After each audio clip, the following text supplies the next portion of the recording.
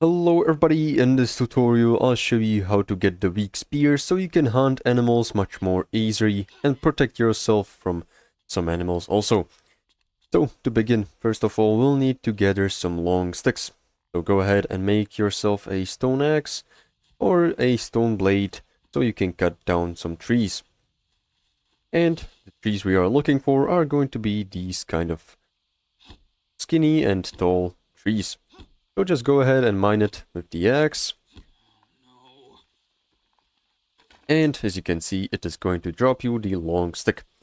Now, whilst you're near the long stick, go ahead and open the crafting menu and place the long stick on the crafting stone.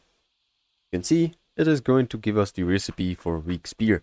So just go ahead and click craft. And this is pretty much all how you get the weak spear in Green Hell.